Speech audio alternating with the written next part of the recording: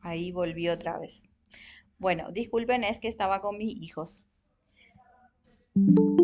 Iniciamos otra vez. Bueno, tenemos aquí fines del sistema educativo nacional.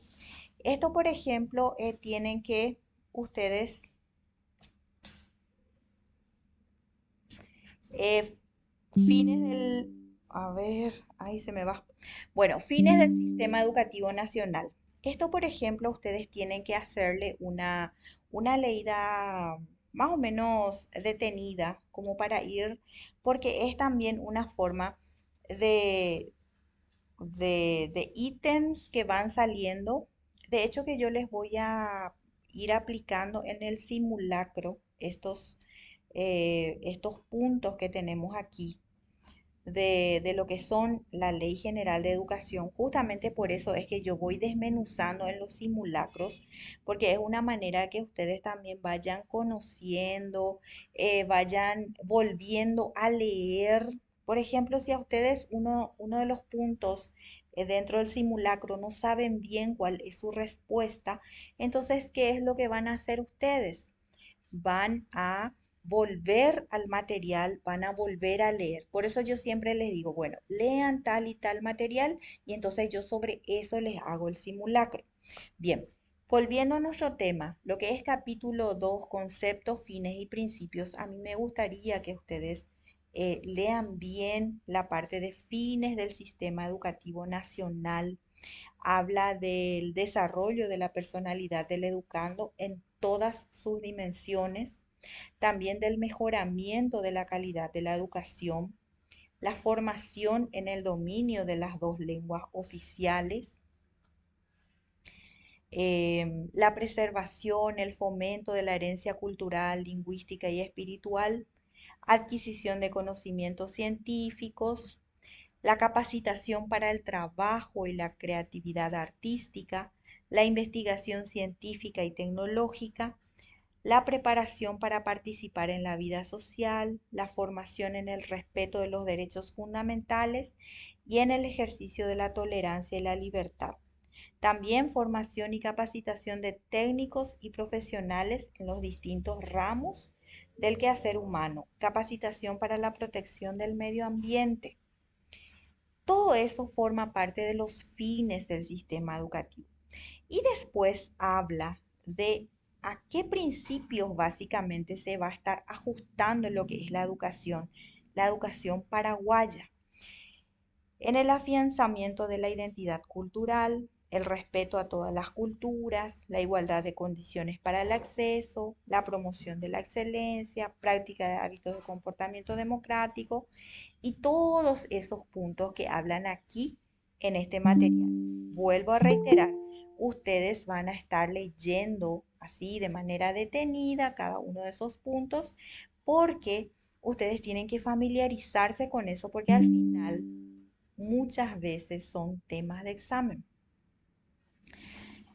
Bueno, después allí en el artículo 11 tenemos algunos puntos demasiado importantes que hablan, vamos a decir, de los conceptos o de las definiciones, de cómo define a la educación nuestra ley general. Entonces, es muy importante saber eso. De este, por ejemplo, sí o sí les voy a sacar en el simulacro. Dice en un primer momento, habla de qué se entiende por educación. Educación es el proceso permanente de comunicación creativa de la cultura de la comunidad integrada en la cultura nacional y universal para la realización del hombre en la totalidad de sus dimensiones. También habla de sistema educativo. ¿Qué se entiende por sistema educativo? Conjunto de niveles y modalidades educativos interrelacionados desarrollados por la comunidad educativa y regulado por el Estado. El sistema educativo nacional es lo que nosotros impartimos en las instituciones educativas y allí hay un conjunto de niveles. Iniciamos en el nivel inicial, en el nivel de educación escolar básica, luego continuamos en el nivel medio, después vamos al nivel universitario, en el nivel terciario, con las carreras de pregrado y luego ya llegamos a las carreras de grado en el nivel universitario. Entonces, todo ese conjunto de niveles y modalidades educativos que tenemos y que se desarrolla dentro de una comunidad educativa y que está regulado por el Estado, es decir, ¿quién nos dice que la educación de un niño tiene que iniciarse en maternal o en prejardín? Nos dice eso la ley, y quién es el que dicta esta ley es el Estado. Entonces, eso es el sistema educativo nacional. Luego tenemos también lo que sería el concepto de currículum. Yo quiero que se detengan mucho en esto, lean de manera para que ustedes puedan retener en su memoria, porque les cuento que suelen ser temas de examen. Habla de currículum, dice el conjunto de objetivos, contenidos, métodos pedagógicos y criterios de evaluación de cada uno de los niveles, etapas, ciclos, grados y modalidades del sistema educativo nacional que regulan la práctica docente. Yo creo que en uno de los primeros encuentros que habíamos tenido, habíamos hablado de que cuando a nosotros se nos pide nuestro currículum, ¿qué es lo que nosotros hacemos? Nosotros hacemos un informe detallado, vamos a decir, de todo lo que implica nuestra identidad, nuestro nombre, nuestro número de cédula, nuestra nacionalidad, nuestra fecha de nacimiento, y después ya vamos también eh, allí detallando nuestra formación desde la educación escolar básica, después pasando por la educación media, la educación universitaria, las experiencias que hemos tenido ya con referencia a nuestro trabajo, a nuestra... Entonces, e- ese es nuestro currículum vitae. O sea, es un conjunto detallado de todo lo que nosotros tenemos de vida, ¿verdad? Es una hoja de vida. Entonces, el currículum dentro de lo que es el sistema educativo vendría a ser justamente también algo similar a eso. Es un conjunto, es el detalle de todo lo que implican los objetivos, los contenidos, los métodos pedagógicos que el docente debe llevar adelante, los criterios de evaluación también, en cada uno de los niveles y etapas, justamente para poder ir siguiendo ese sistema educativo nacional que tenemos. ¿Y qué es lo que hace el currículum? El currículum regula la práctica docente. ¿Qué significa eso? Que el currículum lo que hace es que al docente le dice exactamente qué es lo que tiene que hacer, cómo tiene que hacer y cómo debe evaluar eso que está haciendo. Por eso habla de una regulación. ¿Y dónde nosotros encontramos ese currículum? Encontramos en los programas de estudios. Allí tenemos los objetivos, los contenidos, las sugerencias metodológicas que vamos a estar utilizando para poder llegar al proceso de enseñanza nosotros como docentes y al proceso de aprendizaje de nuestros alumnos. Entonces, eso es currículum. Vuelvo a reiterar a los que van ingresando. Esta parte es muy importante que vayan leyendo de manera detenida para que ustedes puedan ir fijando, porque generalmente son temas de examen. Luego tenemos educación general básica, porque hay una diferencia entre lo que es o sea, es sutil la diferencia, pero hay una diferencia entre educación general básica y educación escolar básica. El proceso de crecimiento de la persona en todas sus dimensiones,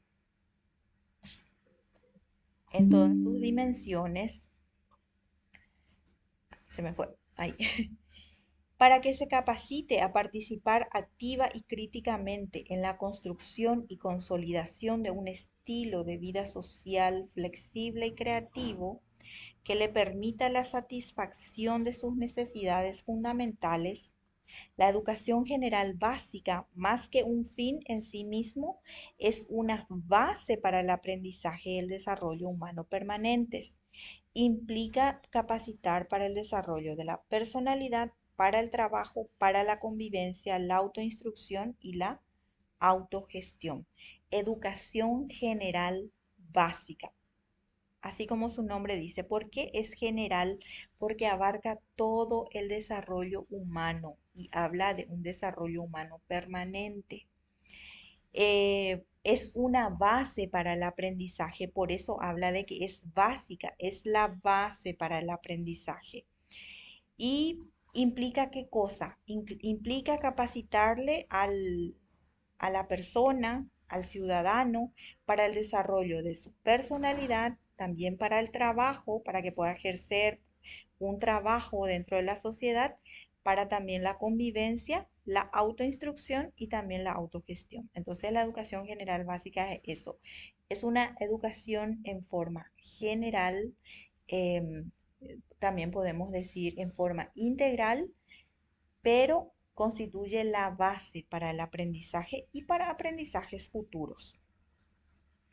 Luego tenemos la educación para grupos étnicos. Esto es muy importante porque ya les hablaba también y después vamos a ver y vamos a analizar, hay una ley de educación indígena también, porque ellos tienen sus propias particularidades, su propia cultura, que es muy rica y que se debe seguir vivenciando y por supuesto también se debe seguir transmitiendo de generación en generación.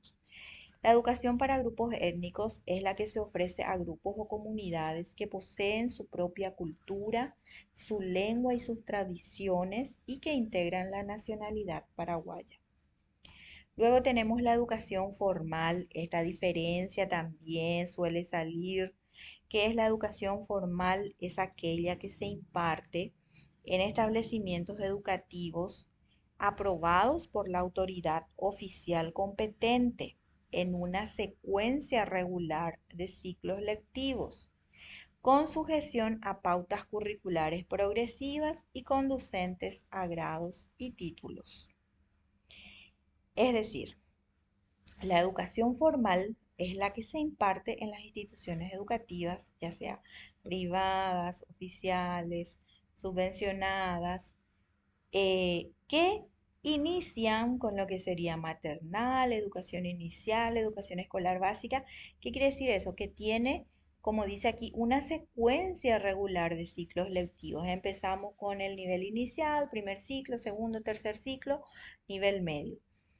Y con sujeción a pautas curriculares progresivas, dice, es decir, las competencias para el primer ciclo que deben ser desarrolladas en los alumnos y que se encuentran en los programas de estudios van subiendo cada vez más de exigencia, eh, no van a ser las mismas que las competencias que se solicitan para el segundo ciclo, tampoco serán iguales a las competencias para el tercer ciclo, pero sí lo que hay que tener en cuenta es que una persona primero debe adquirir las competencias del primer ciclo para luego adquirir las del segundo y las del tercero. ¿Por qué?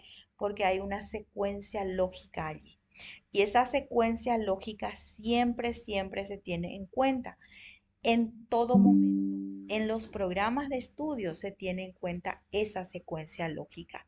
Por eso siempre se le dice al docente, y especialmente al docente Nobel, a ese docente que se está iniciando, tenés que usar tu programa de estudios. ¿Por qué hay que usar el programa de estudios? Porque allí tiene una secuencia. El programa te dice dónde tenés que iniciar, con qué contenido, con qué capacidad tenés que iniciar y cómo tenés que ir siguiendo.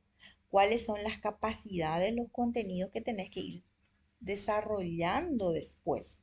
Porque hay una estructura mental del niño, del adolescente que hay que respetar también. Y eso mismo pasa en la educación formal. La educación formal es la que se imparte en las instituciones oficiales, o sea que en las instituciones educativas y por supuesto están aprobados por el Ministerio de Educación y Ciencias en nuestro caso y está sujeto a pautas curriculares progresivas. Es decir, el que pasó el primero o el que va a entrar en el segundo grado no puede entrar o no puede ser promovido al segundo grado si es que no aprobó todas las materias del primer grado. De eso habla. Y conduce a grados y títulos. Luego tenemos la educación no formal. Esta educación no formal es la que se ofrece con el objeto de complementar, suplir conocimientos, actualizar y formar en aspectos académicos o laborales, sin las exigencias de las formalidades de la educación escolarizada ni la sujeción al sistema de niveles. Por ejemplo, los de capacitación laboral, eh, esta capacitación que estamos haciendo, esta es educación no formal, porque para hacer la capacitación no es necesario haber tenido una formación anterior a esa, o no es algo que implica que hayas pasado por el primer grado, segundo grado, tercer grado, no, sino que es una capacitación y generalmente la educación no formal se da justamente para capacitar y actualizar en el ámbito laboral. Por supuesto, también en el ámbito académico, los docentes solemos tener varias capacitaciones, actualizaciones, innovaciones en nuestra práctica, que lo hacemos a través de la educación no formal. Luego tenemos la educación refleja. Esta educación es la que procede de personas, entidades, medios de comunicación social, medios impresos, tradiciones, costumbres, ambientes sociales, comportamientos sociales y otros no estructurados que producen aprendizajes y conocimientos libres y espontáneamente adquiridos. La educación refleja es la educación que nosotros recibimos de nuestro entorno, del contexto en el que nos toca actuar, en el que nos toca vivir, y es con el continuo convivir con los demás. Vivir, estar compartiendo con los demás, y puede ser así como dice acá. Ahora, por ejemplo, tenemos el uso del Internet, que es de las redes sociales, la televisión. Todo eso forma parte de lo que es la educación refleja. Luego tenemos el concepto de lo que es comunidad educativa. Escuchamos muchísimo la comunidad educativa.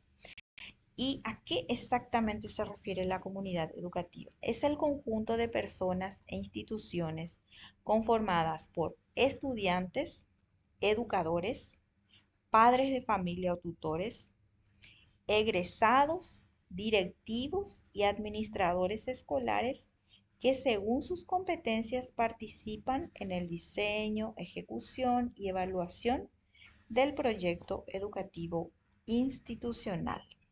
¿Quiénes entonces forman parte de la comunidad educativa? Hablamos de comunidad educativa cuando hablamos de una institución en particular. ¿Quiénes son los estudiantes de esa institución?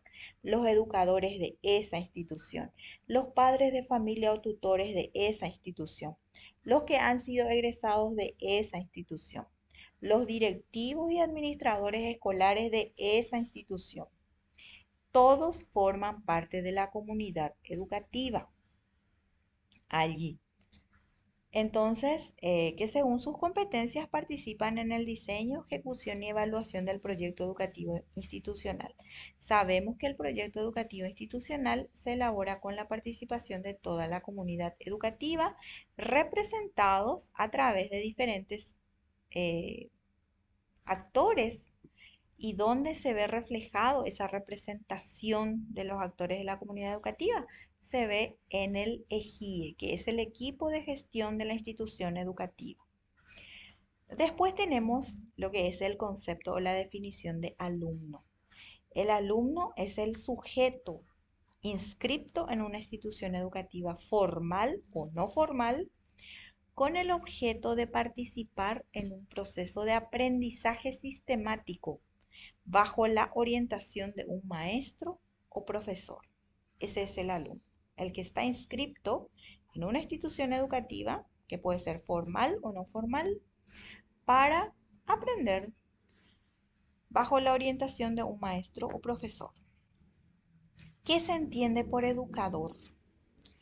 Educador es el personal docente, técnico y administrativo que en el campo de la educación ejerce funciones de enseñanza, orientación, planificación, evaluación, investigación, dirección, supervisión, administración y otras que determinen las leyes especiales. Ese es el educador. Es muy amplio el concepto, el término en sí abarca mucho según la ley 1264, la Ley General de Educación. ¿Y qué son los establecimientos, centros o instituciones educativas? Son instituciones públicas, privadas y privadas subvencionadas constituidas con el fin de prestar servicio público de educación en los términos fijados en esta ley. ¿Por qué les leo todo esto? Porque esto va a quedar la grabación y después ustedes pueden volver a ver y escuchar. Entonces ya van a ir fijando, porque como les digo, suelen ser temas de examen. Bueno, los responsables de la educación. Aquí tenemos a los responsables directos de la educación.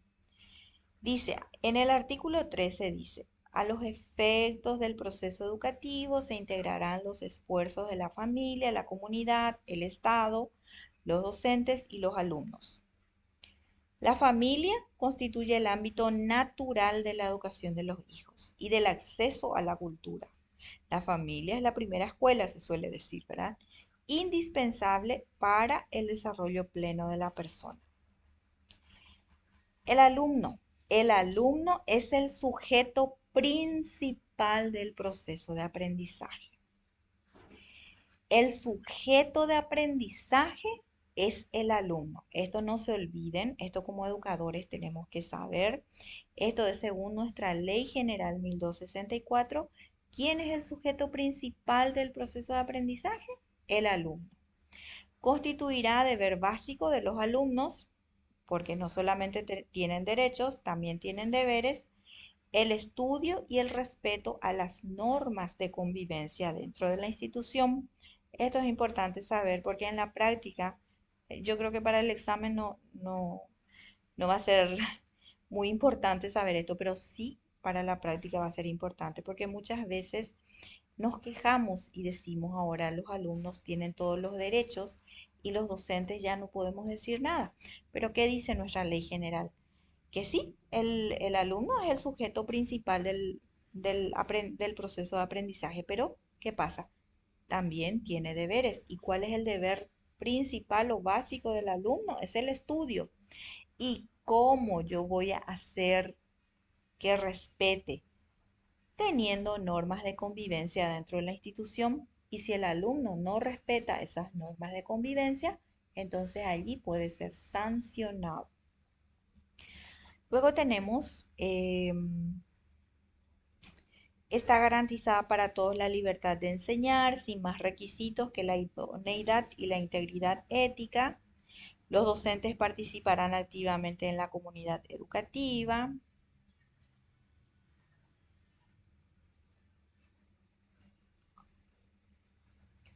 La política. Las funciones del Estado en el ámbito de la educación se ejercen por medio del Ministerio de Educación y Ciencias.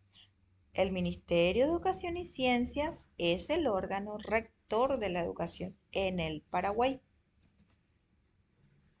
Vamos a ir bajando un poquito más. Esto también es importante porque después vamos a leer otro material que tiene que ver con esto también y habla de la política educativa. ¿Qué buscará la política educativa? Buscará la equidad, calidad, eficacia, eficiencia del sistema, evaluando rendimientos e incentivando la innovación. Son como cuatro ejes principales: la equidad, la calidad, la eficacia y la eficiencia. Las autoridades educativas no estarán autorizadas a privilegiar uno de estos criterios en desmedro de los otros en planes a largo plazo. Bueno, vamos a ir bajando porque esta ley es súper importante, es la Ley General de Educación. Aquí en el artículo 23 habla de la compensación de las desigualdades en la educación. Y esto es importante saber, en nuestra ley general ya aparece y después tenemos otra vez nuestra ley de educación inclusiva, donde, por supuesto, vamos a decir que está desmenuzando este tema y está dando justamente a cada punto el cómo hacer esta compensación de las desigualdades. Habla en el artículo 23 que las autoridades educativas, mediante programas de compensación, atenderán de manera preferente a los grupos y regiones que enfrentan condiciones económicas, demográficas y sociales de desventaja. El Estado garantizará la integración de alumnos con condiciones educativas especiales. Em, Estos programas permitirán la equiparación de oportunidades, ofreciendo diferentes alternativas y eliminando las barreras físicas y comunicacionales de los centros educativos públicos y privados de la educación formal y no formal. Vamos a ir bajando un poquito más.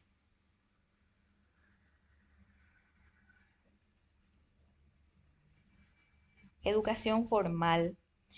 Esta estructura de la educación formal, yo quiero decirles, este artículo 27, aquí sí me gustaría detenerme y quiero decirles que esto ha sido modificado y dónde vamos a encontrar esa modificación.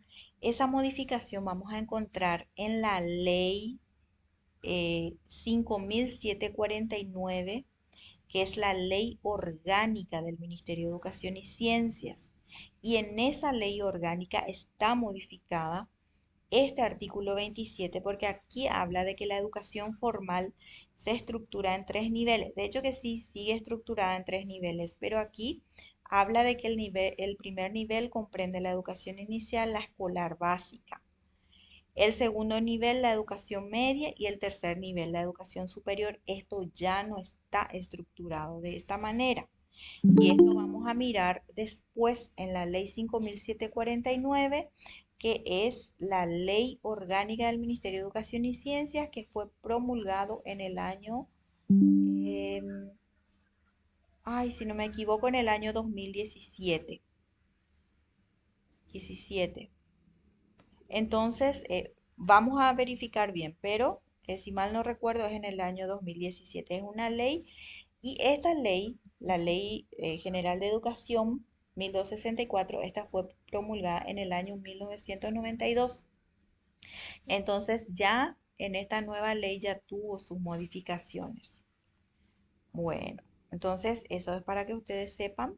Vamos a leer la ley 5749 y allí vamos a encontrar las modificaciones en cuanto a esto. Bueno, vamos a seguir formación profesional, educación superior, educación de posgrado, educación no formal, educación refleja, educación a distancia, también tiene que estar leyendo.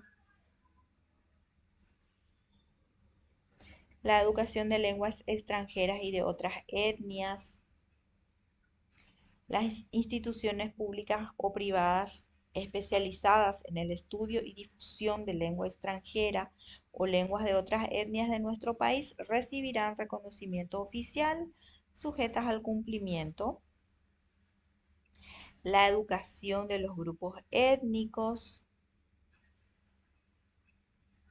educación con limitaciones o capacidades excepcionales, que esto van a encontrar en la ley 5136 mucho más detallado. Educación para ministros de culto. Vamos a ir bajando más. Consejo Nacional de Educación y Cultura. Viceministerio de Educación. Ministerio de Cultura, que ya no, la supervisión educativa.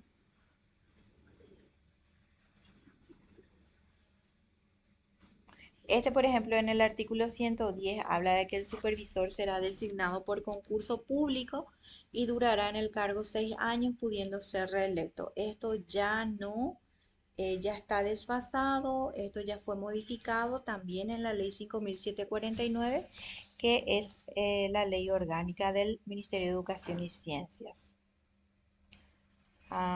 Currículos, planes y programas, la comunidad educativa, derechos del alumno, esto sí sería bueno, porque también las normas de convivencia, ustedes tienen que saber que se basan o tienen un marco normativo, un marco legal que por supuesto tiene que remitirse a esta ley.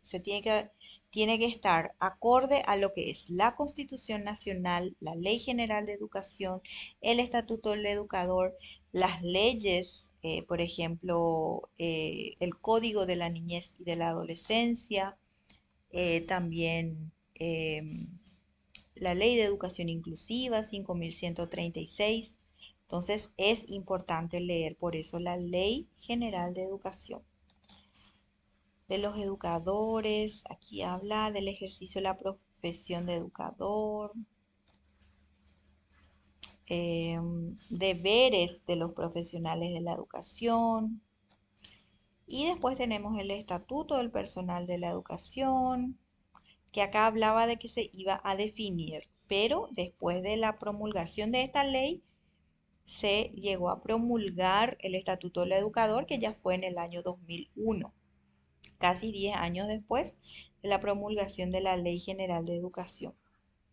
Bueno, entonces ya le dimos así como una mirada rápida a esto. Si ustedes van leyendo cada uno, porque tienen todavía tiempo para leer, eso voy a volver a reiterarles. Ustedes ahora están todavía con tiempo para leer los materiales, porque después una vez que ya tenemos el cronograma, que ya nos dice que nosotros tenemos que empezar a, a- a leer, a estudiar, a inscribirnos, a estar, entonces ya se nos encima todo, ya no podemos leer, ya nos marea todo. Ahora tienen todavía tiempo de leer, entonces tienen que hacerlo. Bueno, Ley 1264, Ley General de Educación, que fue promulgada en el año 1992. Esa ley van a volver a leer ustedes. Ya saben, hay artículos que ya fueron derogados en otra ley que es la más actual, que es la Ley 5749, que es la ley orgánica del Ministerio de Educación y Ciencias. Pero esta ley sigue vigente, solamente algunos artículos son los que fueron derogados. Luego de esta ley 1264 tenemos la ley 1725, que es el Estatuto del Educador. Esto más o menos sería como la Biblia del educador. En este Estatuto del Educador nosotros encontramos todos los que son sanciones que pueden ser aplicadas al educador. Y están las sanciones de eh, primer grado, segundo grado, tercer grado. ¿Y por qué se aplican estas sanciones? Porque existen, en esta ley se encuentran también los, se encuentran cuáles son los, voy a ir bajando,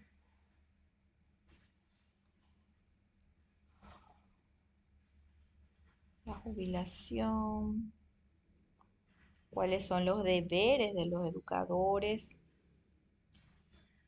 el régimen disciplinario. ¿Por qué se toman medidas disciplinarias?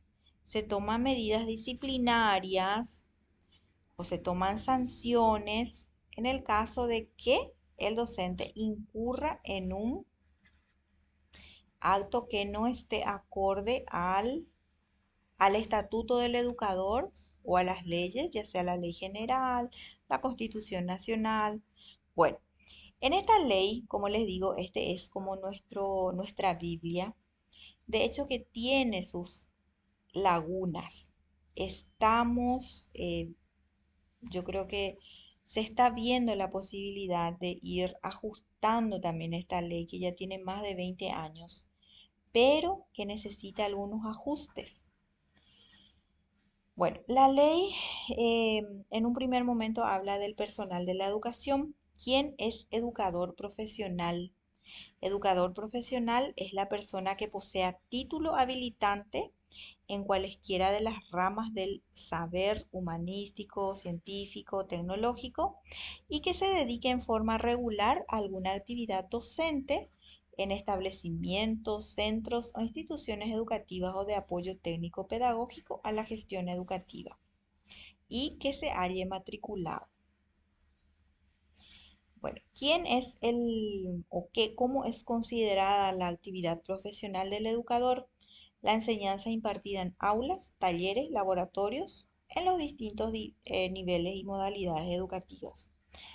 También la actividad técnico-pedagógica desarrollada en instituciones de enseñanza a cargo del Ministerio de Educación y Ciencias o en otras instituciones educativas debidamente autorizadas por autoridad competente. Quiere decir que es educador también los técnicos pedagógicos que trabajan en las supervisiones, los que se encuentran en la parte administrativa de una institución educativa, son considerados, y sí, las actividades que ellos realizan son consideradas actividades profesionales del educador. Habla también de los que desarrollen ocasionalmente actividades educativas no serán considerados educadores profesionales. Ujú. Las funciones educativas. En el artículo noveno habla de que son funciones docentes la labor de enseñanza en aulas de centros, establecimientos e instituciones educativas públicas, privadas o privadas subvencionadas. La planificación, atiendan que en la ley 1725 habla de que la función docente, una de las funciones docentes es la de planificar. Y muchas veces algunos colegas preguntan, ¿por qué tengo que planificar? ¿Quién dice que tengo que planificar si yo puedo hacer así nomás? Eso dice en una ley, no dice en una resolución, en un decreto, dice en una ley. Y cuando hablamos de prelación de leyes, la ley está encima de las resoluciones, de los decretos, de las circulares. Entonces, planificación es una de las funciones docentes. Desarrollo y evaluación del proceso de aprendizaje de acuerdo con las disposiciones legales específicas, la realización de actividades complementarias que coadyuven a mejorar la calidad de la educación. Funciones específicas del educador profesional del sector público, ya sean docentes o técnicos pedagógicos, ejercidos en los cargos creados por legislación correspondiente. Eso dice en el artículo 12. También son considerados labores profesionales del educador. Del ingreso, ascenso, duración y permanencia en la carrera del educador. En este momento seguro que ustedes tanto ya escucharon hablar de que se estuvo luchando desde el año 2000, 2018, no, antes del 2018, realmente en este momento no me acuerdo, pero venimos luchando hace unos años por lo que es la carrera profesional del educador. Y dentro de eso se viene luchando con lo que es el salario básico profesional. Y muchos de los que están afuera, los que no son del ambiente docente, dicen, pero cada año los docentes tienen aumento. No, los docentes no tenemos aumento. Los docentes lo que estamos teniendo son reajustes. ¿Y para qué son estos reajustes? Estos reajustes son justamente para llegar a lo que va a ser el piso, la base, el salario básico profesional. ¿Qué quiere decir eso? Que todos los docentes que ingresan a la carrera profesional van a tener ese salario piso, ese salario base. Y a partir de allí van a ir ascendiendo en la carrera docente, en su carrera del educador, ya sea en forma vertical o en forma horizontal. Yo creo que si tenemos tiempo después vamos a ver un poco también, vamos a ver de qué trata la carrera profesional del educador. Bueno, eso entre paréntesis nomás les voy contando que para eso es el salario básico profesional. Bueno, y aquí habla en el artículo 14, dice, en el sector público la carrera de educador profesional se regirá por un escalafón compuesto de 5 grados académicos.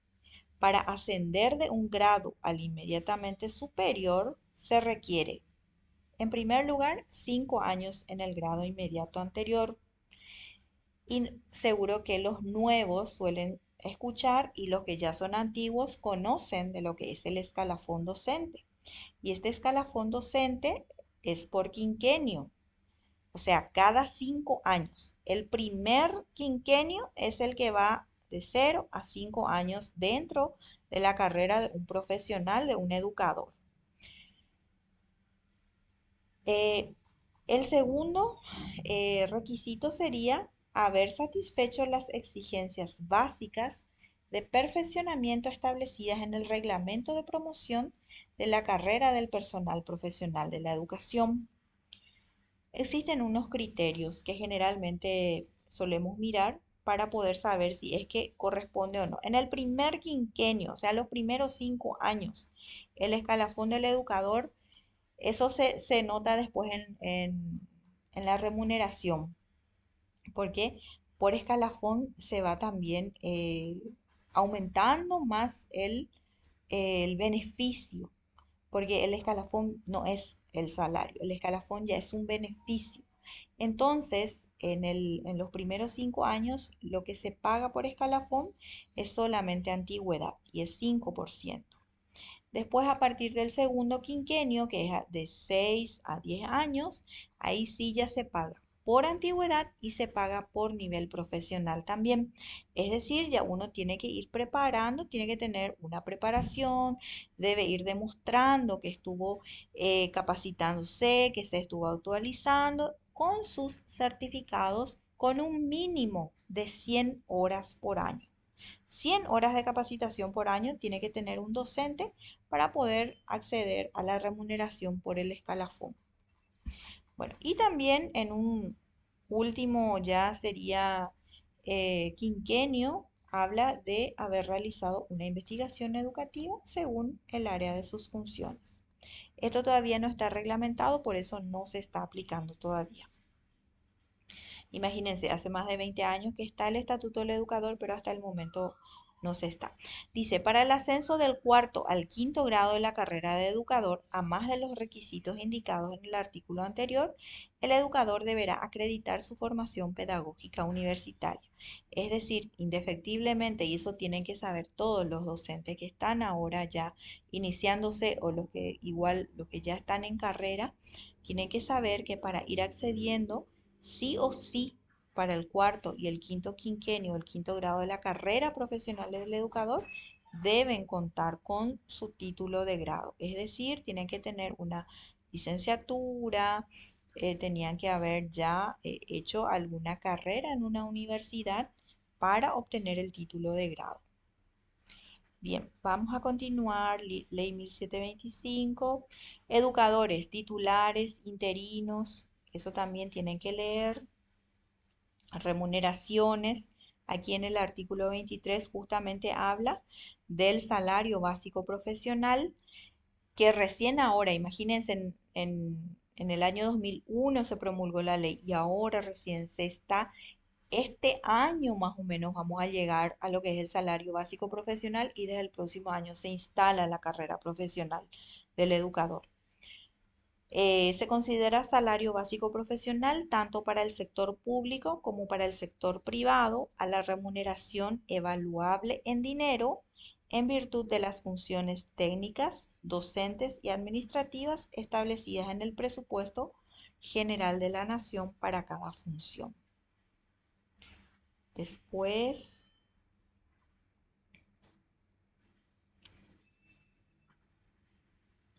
vamos Vamos a ir bajando más.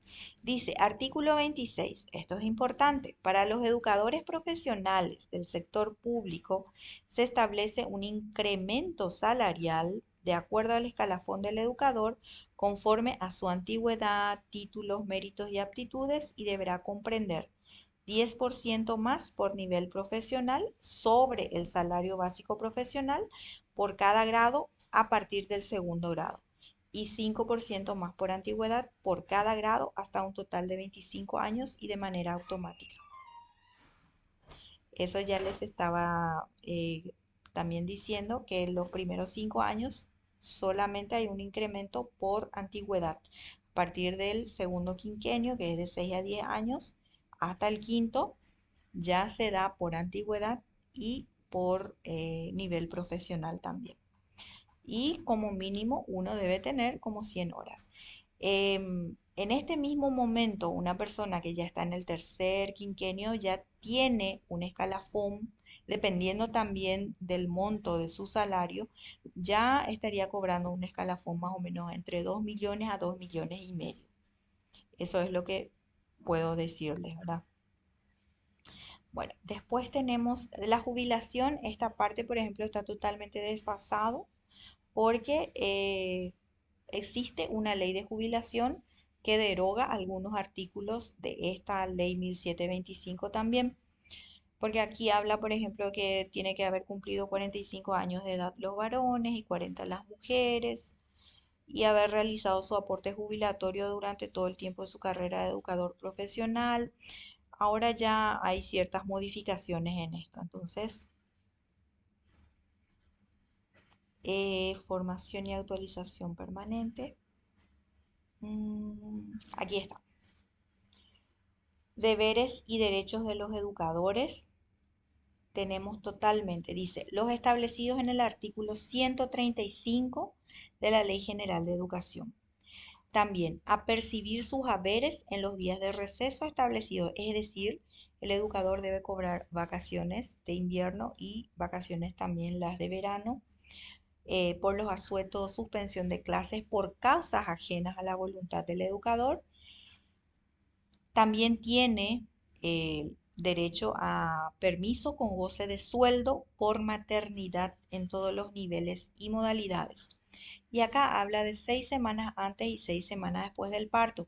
No se engañen, este artículo también ya está desfasado, o sea, eh, sería este inciso, el inciso C, porque ahora de hecho, el docente sigue teniendo su permiso con goce de sueldo por maternidad, pero ya es de 180 días corridos. Ya no es 6 semanas antes ni 6 semanas después, no. Es de 180 días corridos y dice la ley de lactancia materna que puede el docente, por interés superior del niño, tomar ese reposo ya 2 semanas antes del parto. Eso es lo que dice la ley actual. Después vamos a leer también eso. Eh, este sí, el inciso D, que habla de permisos por enfermedad debidamente comprobada hasta 30 días con goce de sueldo y hasta un año sin goce de sueldo, teniendo derecho a su reintegro. Permisos por enfermedad debidamente comprobada hasta 30 días. ¿Cómo se comprueba eso? Con el certificado médico, por supuesto, firmado por el médico tratante y se me fue el término, el Ministerio debe visar el Ministerio de Salud Pública y Bienestar Social este certificado médico. Tiene que estar visado y allí el docente tiene permiso con goce de sueldo 30 días. ¿Qué quiere decir eso? Que el docente no es necesario que ponga reemplazante si es que se encuentra enfermo. ¿Cómo se cubre? Cubre la parte administrativa, el director es el encargado de administrar la institución. Si no hay personas que puedan cubrir, se utiliza la plata de gratuidad para poder cubrir con reemplazante. Eso les cuento gratis, porque ya me vinieron muchísimos problemas de que hay muchos colegas que no están, colegas directores que no están queriendo cumplir con este artículo, este inciso. Bueno, también se tiene permiso por una sola vez durante la totalidad de la carrera, obtener permiso por motivos particulares hasta 3 meses, pero es sin goce de sueldo. También a permisos especiales para usufructo de becas y demás, a asociarse y participar en organizaciones gremiales y sindicales, que es demasiado importante, a licencia por función sindical, a permiso para lactancia, también tenemos en nuestra ley de lactancia materna, 5.508 según, no estoy recordando mal, pero después vamos a remitirnos ahí para ver bien. Lactancia, que son 90 minutos diarios de permiso por lactancia para la materna hasta los 6 meses y a partir de allí ya se va reduciendo a 60 minutos, pero ya es con un certificado médico del pediatra. Aquí también habla de, en el inciso K, a bonificación familiar en un 5% por cada hijo nacido durante el ejercicio de la docencia, hasta un máximo de 5 hijos. Esto tampoco se cumple, esto fue modificado y no se llama bonificación familiar, sino que se le cambió el nombre, se le llama subsidio familiar y el docente solamente cobra 80.000 guaraníes por hijo, subsidio familiar, por supuesto, durante todos los meses del año y hasta el momento tenemos hasta 4 hijos. Bueno, después vamos a ir bajando más. Deberes de los educadores. Aquí en deberes tenemos que ver, respetar las normas internas. Bueno, asistir puntualmente a los lugares de trabajo. Ese es un deber del educador, respetando la hora de entrada y salida que se les asigna en base a sus funciones. Si yo tengo grupo de alumnos, entonces debo entrar. Mi hora de entrada es la misma hora de entrada que los alumnos. Mi hora de salida también. Cumplir con eficiencia y eficacia las funciones que se les otorga, acatar las directrices, observar dentro y fuera de la institución una conducta ética y democrática, guardar el secreto profesional, contribuir en su ámbito al mejoramiento de la calidad de la educación. Vamos a ir bajando, bajando, bajando. Régimen disciplinario. Aquí tenemos régimen disciplinario. En el sector público, la educación, las medidas disciplinarias serán de primero, segundo y tercer orden. Tienen que saber cuáles son las medidas de primer orden, de segundo orden y las medidas de tercer orden, ¿sí? Entonces, tenemos medidas de primer orden, amonestación por escrito, que la hace el jefe inmediato superior. Multa por un importe de 5 a 15 días de salarios diarios y suspensión sin goce de sueldo hasta 30 días. De segundo orden, suspensión sin goce de sueldo hasta 180 días, separación del cargo y traslado. El traslado se hará a otro cargo de rango inferior si lo hubiese y la destitución también. Es una medida disciplinaria de segundo orden. En la de tercer orden consiste ya en la casación de la matrícula del educador profesional y conlleva a su destitución. ¿Quiénes son pasibles de medidas disciplinarias de primer orden? Los educadores que incurran en una o varias de las siguientes faltas. Asistencia tardía, porque siempre me consultan por qué tengo que llegar, porque está dentro de la ley que rige la carrera del educador. Asistencia tardía, se les puede descontar. Negligencia, no hacer el trabajo como debe ser. Ausencia injustificada que no exceda de 2 días consecutivos o 3 alternados en el transcurso de un mes. En este caso se hace descuento de salario. Falta de compostura debida en la institución o fuera de ella, que puede ser una amonestación por escrito. ¿Quiénes son pasibles de medidas de segundo orden?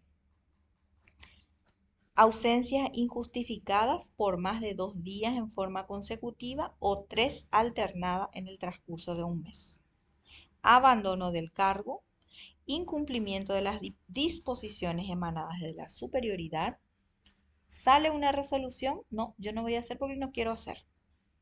¿Qué es incumplimiento de la disposición emanada de la superioridad, violación del secreto profesional, reiteración o reincidencia en las causales pasibles de penas de primer grado. En la de tercer grado, casará o anulará la matrícula del educador por las siguientes causas: condena judicial a pena privativa de libertad por 2 años o más por hecho punible doloso, aunque esa pena fuera sustituida por otra medida, aplicándose los criterios de oportunidad.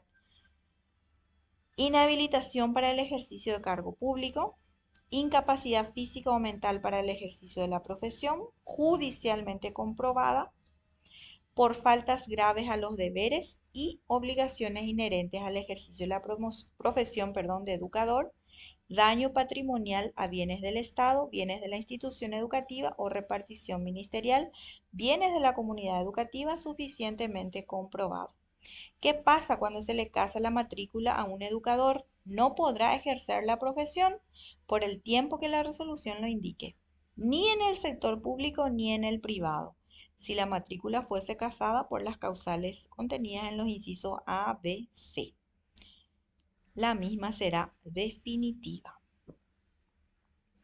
Bueno, entonces tenemos aquí nuestra Ley General de Educación, nuestra Ley 1725, que ya le dimos una lectura rápida. Yo para mañana les presento acerca de estas dos leyes simulacros y me voy poniendo al día con los nuevos que se integraron al grupo para que ustedes también puedan hacer los simulacros. Yo necesito que mañana, si es que ustedes tienen un tiempito, vayan haciendo los simulacros para saber ya, para ir. Y a los que se van incorporando, vuelvo a reiterarles, por favor, yo necesito que ustedes